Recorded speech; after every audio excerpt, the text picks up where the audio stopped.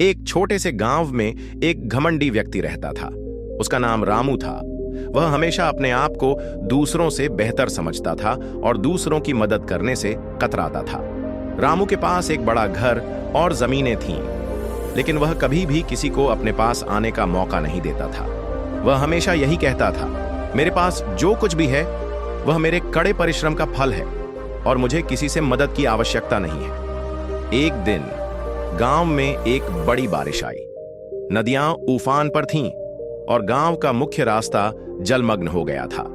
गांव के लोग परेशान थे क्योंकि वे नजदीकी बाजार से सामान लेने नहीं जा सकते थे। रामू अपने घर में आराम से बैठा हुआ था और बारिश का आनंद ले रहा था। एक बुजुर्ग महिला जो रामू के पास रहती थी ने आकर उससे मदद मांगी। वह महिला कह रही थी, रामू बेटा, पानी बहुत बढ़ गया है। मुझे अपने बच्चों के लिए कुछ जरूरी सामान लाना है। क्या तुम मुझे बाजार जाने के लिए रास्ता दिखा सकते हो? रामू ने चिड़चिड़ाते हुए जवाब दिया, तुम्हें मदद की क्या जरूरत है? तुम अपने बच्चों के लिए खुद रास्ता ढूंढ सकती हो। मैं यहां आराम से बैठा हूं, मुझे परेशान मत करो। महिला दुखी होकर वापस चली गई, लेकिन रामू का दिल थोड़ी देर के लिए कांप उठा। वह सोचने लगा कि क्या वह सही कर रहा है? क्या उसे अपनी घमंड को छोड़कर दूसरों की मदद नहीं करनी चाहिए? अगले दिन रामू अपने खेतों में काम कर रहा था जब अचानक उसका पैर फिसलकर एक गहरे कीचड़ में चला गया। वह अपनी पूरी ताकत से बाहर निकलने की कोशिश कर रहा था, लेकिन वह बाहर नहीं निकल सका।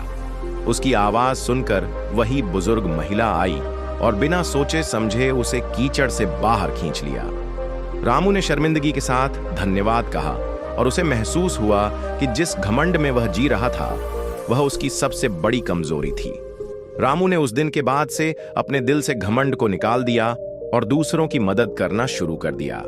वह जान गया था कि एक सच्चे इंसान की पहचान उसकी मदद करने की भावना से होती है, न कि उसके पास जो कुछ भी है उससे।